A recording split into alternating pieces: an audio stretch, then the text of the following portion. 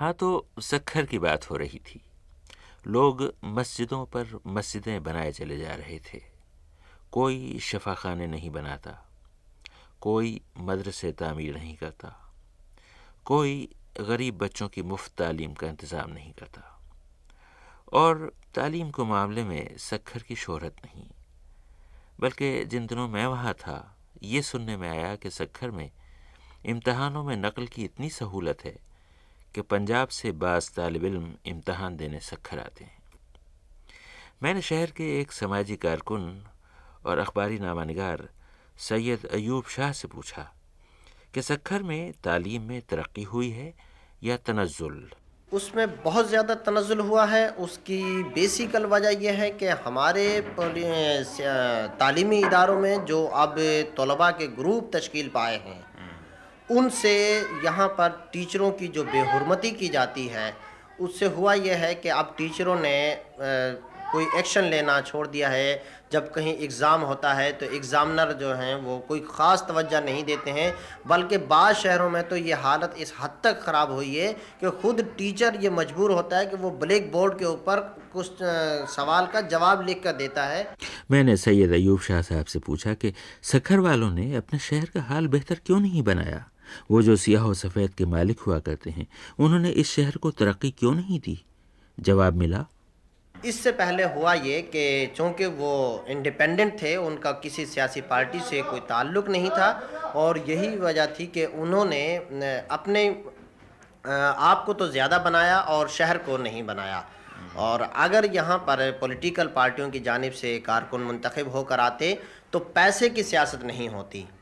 یہ پیسے کی سیاست سے ہوا یہ کہ جو بھی یہاں پر میئر یا ڈپٹی میئر منتخب ہوئے، انہوں نے بلدیاتی اراکین کو پیسے دے کر پرچیز کیا اور ووٹ لیا، اور اس کے بعد پھر جو بلدیہ کا بجٹ تھا وہ انہوں نے بے دریغ اپنی ذات پر صرف کرنا زیادہ مناسب سمجھا، یا ان کونسلروں پر خرچ کرنا زیادہ مناسب سمجھا بنسبت شہر کے۔ پیسے کی سیاست، یہ لفظ بر صغیر کی جدید زندگی میں بہت رواج پا گیا ہے۔ شاید پیسے کی افراط نے بعض کام آسان بنا دیے ہیں۔ پیسے سے اب صرف آٹا دال، بیس کلسی ہی نہیں، بہت کچھ خریدا جا سکتا ہے۔ میں نے عبدالحلیم پیرزادہ صاحب سے پوچھا کہ سکھر کے باشندے کیسے ہیں، سیاست میں، سماجی زندگی میں ان کا طرز عمل کیسا ہے؟ یہ سوال اگر آپ نہ پوچھیں تو بہتر ہے، کیونکہ سکھر کے شہری ہم سب اسی میں آ جاتے ہیں۔ کچھ میں یہ کہوں گا کہ اس علاقے کی سوجھ بوجھ، سوائے یہ جو ابھی الیکشنز ہوئے ہیں، اس سے پہلے ایک بڑی ہم عجیب بیماری میں مبتلا تھے۔ یہاں پر پیسے کی ریل میل بڑی عام تھی، الیکشنز میں بڑے بری طرح سے پیسے خرچ کیے جاتے تھے، اور اس کا مطلب یہ کہیے کہ لوگوں کے ضمیر خریدنے کی بڑی حد تک کوشش کی جا رہی ہے سکھر کے اندر۔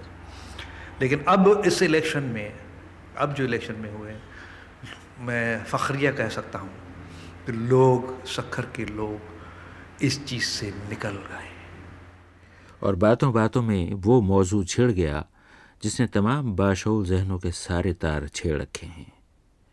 وہ جو دلوں میں فرق آ گیا ہے، وہ جو گھروں میں بٹوارا ہو گیا ہے، وہ جو محبتوں میں کمی آ گئی ہے، وہ جو نفرتیں دبے پاؤں داخل ہو گئی ہیں زندگی میں، ان کی بات سندھ میں نہ چھڑتی تو کہاں چھڑتی؟ میں نے عبدالحلیم پیرزادہ صاحب سے پوچھا کہ اس باہمی نفاق کی بنیاد کب اور کیوں پڑی؟ یہ تو کچھ جو نفرت بڑھی وہ 1 یونٹ کے زمانے میں بڑھی، ورنہ آپ یہاں پر سندھ میں جو پنجاب کے لوگ یا پٹھان آباد ہیں ان سے بات کر کے دیکھیں، 1 یونٹ بننے سے پہلے کبھی کسی میں اس قسم کی بات نہیں تھی جو 1 یونٹ کے بعد ہوئی پیدا ہوئی، اور 1 یونٹ میں لازمی ہونی تھی، کیونکہ 1 یونٹ بنا اس لیے تھا کہ لوگوں کو، ایک بیوروکریسی کو پنجاب کی زمینیں چاہیے، سندھ کی زمینیں چاہیے تھی، اور سندھ کی ملازمتیں چاہیے تھی۔ اس زمانے میں آپ کو یاد ہوگا ایک فارسٹ گارڈ کیا چیز ہوتی ہے، فارسٹ گارڈ بھی پنجاب سے آتا تھا۔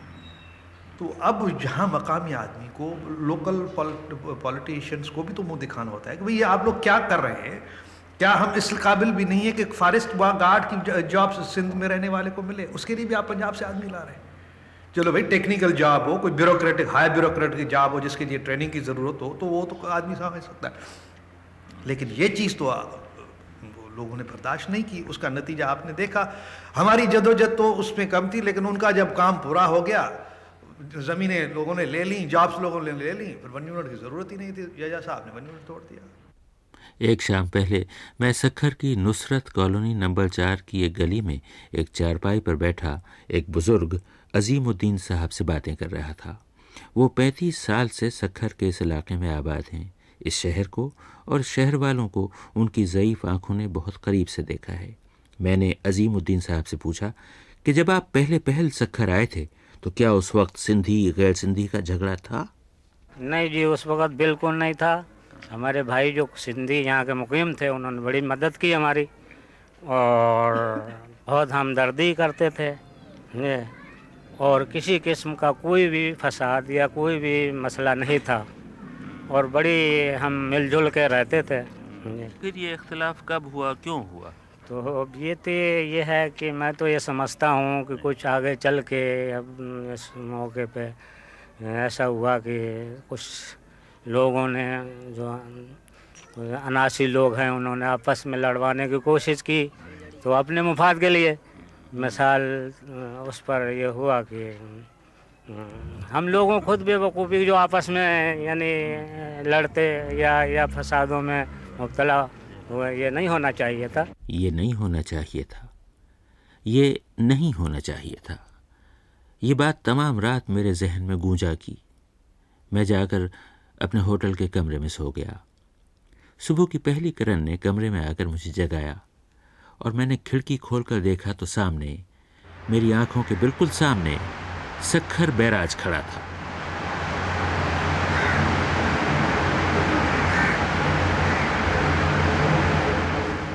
मुझे किताबों में लिखी वो सारी बातें याद आ गईं। 4725 फुट लंबाई सक्खर बैराज पहले लॉयड बैराज कहलाता था। उस वक्त के बम्बई के गवर्नर का नाम भी लॉयड था। उन्होंने ये अजीमुशान बैराज बनाने की सोची थी। 1923 में ये बनना शुरू हुआ। जनवरी 1932 में ये पूरा हुआ। इसमें 60 फीट के 46 दर हैं। इससे 7 नहरें निकलती हैं जिनकी मजमूई लंबाई 400 मील है। इससे सिंध की वो ज़मीनें सैराब हुईं जिन्होंने पहले कभी पानी का कतरा भी नहीं देखा था। इससे आबपाशी का जो निज़ाम वजूद में आया वो उस वक्त दुनिया का सबसे बड़ा निज़ाम आबपाशी था। हाँ, एक दिलचस्प बात याद आई। सुना है सक्खर बैराज के पुराने कागज़ों में उस वक्त के हुक्काम ने लिखा है कि इस इलाके के लोगों से काम निकलवाने के लिए कभी कुछ पैसा वगैरह देना पड़े तो दे दिया जाए, बस काम ठीक होना चाहिए। मतलब ये कि पैसे की सियासत उस ज़माने में भी चलती थी। हाँ, तो सूरज ऊंचा हुआ तो मैं होटल से नीचे उतर आया और दरिया के किनारे चलता हुआ उस जगह पहुंच गया जहां बरसहा बरस से पुरानी कश्तियां दरिया में खड़ी हैं और मल्लाह उनके अंदर आबाद हैं। कई मल्लाहों ने आवाज़ लगाई, चलिए साहब दरिया की सैर करेंगे। और मैं ये देखकर हैरान रह गया कि उन मल्लाहों में एक खातून भी थीं। मैं उनकी कश्ती में जा बैठा। उन्होंने गुलाबी जोड़ा पहन रखा था। अपना दुपट्टा उन्होंने कमर के गिर्द बांधा, शलवार के पायचे ऊंचे किए और मर्दों की तरह कश्ती खेनी शुरू कर दी।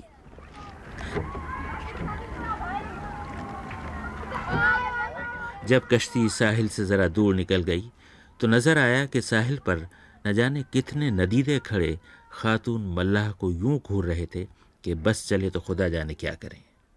मगर खातून मल्लाह ने उधर आंख उठाकर भी नहीं देखा। मैं उनसे बातें करने लगा। मैंने पूछा, कब से चला रही हो ये कश्ती? हम बचपन से चलाते हैं। बचपन से? बचपन में तो तुम बहुत छोटी होगी। छोटी हुई तो हम चला ही ना भाई। मगर इसमें तो बहुत जोर लगाना पड़ता है। मेहनत लगती है, हम तो सारा दिन चलाते हैं। हाथ पैर नहीं दुखते? नहीं। इसमें काफ़ी आमदनी हो जाती है। हाँ, घूमने वाले आते हैं। हाँ। तो ये एक और यहाँ एक औरत कश्ती चलाती थी, वो अभी कोई बता रहा था मर गई। उसका क्या किस्सा, क्या हुआ था? वो पेट वाली। अच्छा, फिर? मर गई। मैं दरिया की सैर से लौटने लगा तो साहिल पर एक बूढ़े मल्लाह को देखा जो यूं बैठा था कि उसका एक हाथ दूसरे हाथ पर धरा था। मैं उससे भी बातें करने लगा। سنیے، کیا آپ کے بزرگ بھی دریا میں انہی کشتیوں میں رہتے تھے؟ ہاں، بابا ڈاڈا ہمارا سارا پانی میں. کہیں اور مکان نہیں، آپ نہیں. کشتی میں رہتے ہیں؟ بس تو اور نہیں، ادھر ہی کشتی میں رہتے ہیں. اور آپ کی آمدنی کا ذریعہ کیا ہے؟ آمدنی یہی ہے، ہم کشتی میں کھڑے ہیں، براج میں گورنمنٹ کی نوکری ہے. اچھا کوئی مچھلی بیچتے ہیں، اچھا. کوئی ماہی گیری کرتے ہیں، مچھلی مارتے، اور ہمارا کاروبار نہیں. تو آپ کے جو بچے ہیں وہ بھی یہی کام کرتے ہیں یا وہ اسکول جاتے ہیں؟ اسکول جاتے ہیں، کوئی ایک اسکول جاتے ہیں، کوئی یہی کام کرتے ہیں. اور یہ جو عورتیں یہ کشتی چلاتی ہیں، یہ یہاں سیر کراتی ہیں، ہاں، یہ عورتوں کو یہ کام تو مردوں کے کرنے کا ہے، عورتیں کیوں کرتی ہیں؟ بس کسی کی دل ہے. اچھا، تو ان کی کافی آمدنی ہو جاتی ہے؟ لوگ مسافر نہیں اتنی ہے نہیں آمدنی. اچھا، تھوڑی ہے. بس. ہاں. آپ کو حکومت یا پولیس والے پریشان تو نہیں کرتے؟ نہیں. یہاں اجازت ہے رہنے کی؟ ہاں. اچھا. ہم لوگ کو کوئی سکوت کاروبار کی جگہ ہی مکان نہیں ملتا ہے، کوئی پلاٹ نہیں ملتا ہے، خالی ہم کیا کریں؟ ادھر رہتے ہیں، ہمارے کو کوئی روکتے نہیں. ویسے اگر آپ کو مکان یا پلاٹ مل جائے تو آپ یہ کشتیاں چھوڑ جائیں گے؟ ہاں. چلے جائیں گے؟ ہاں. شہر میں رہیں گے؟ ہاں.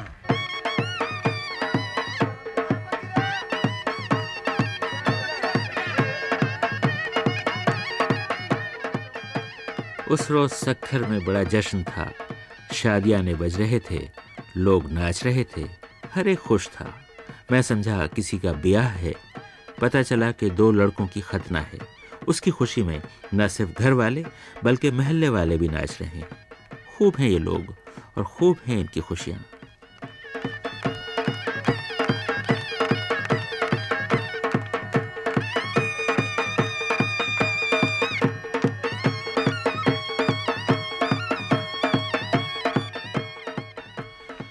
سکھر میں میرا قیام تمام ہوا.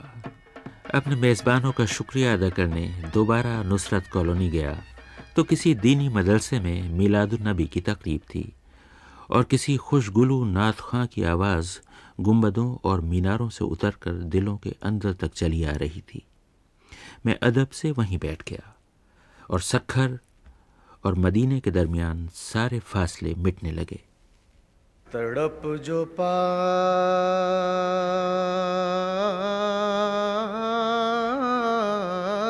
ہوں دل میں درے نبی کے لیے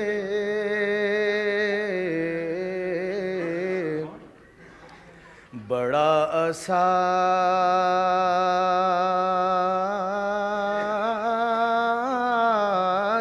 ہے یہ میری زندگی کے لیے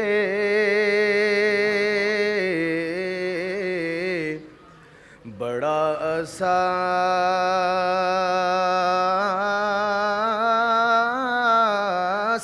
ہے یہ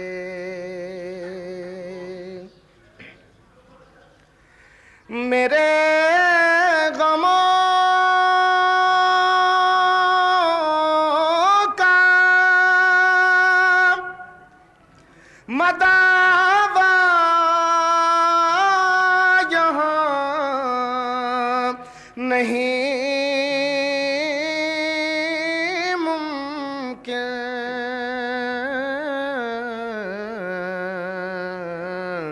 میں منتظر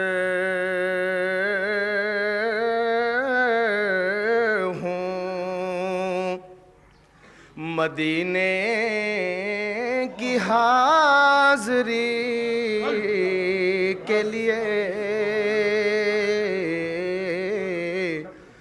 میں منتظر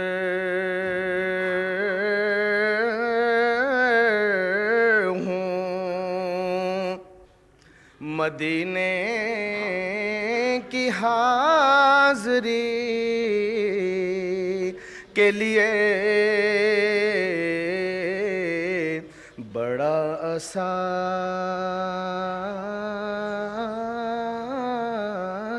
ہے یہ. نعت رسول مقبول تمام ہوئی. سکھر کا میرا سفر بھی خاتمے کو پہنچا. اندھیری گلیوں میں دینی مدرسے کے قمقموں کی ہلکی ہلکی روشنی تھی جس میں ملگجے کپڑے پہنے کس کر چوٹیاں گوندھے چھوٹی چھوٹی لڑکیاں کھیل رہی تھیں. وہ کھیلتی جاتی تھیں، ہنستی جاتی تھیں. چاندی جیسی کھنکتی ہنسی تھی ان کی، چاندی ہی جیسی پیشانیاں تھیں جن سے بچپن کی شعائیں کرن کرن پھوٹ رہی تھیں۔ اس روز دل سے بڑی دعائیں نکلیں کہ خدا کرے یہ گلیاں یوں ہی ہنستی بستی رہیں اور سکھ کے نگر میں یہ ہنسی یوں ہی گونجتی رہے، یہ نسلیں شاد رہیں، آباد رہیں، اور جو خواب دیکھیں وہ خواب پورے بھی ہوں۔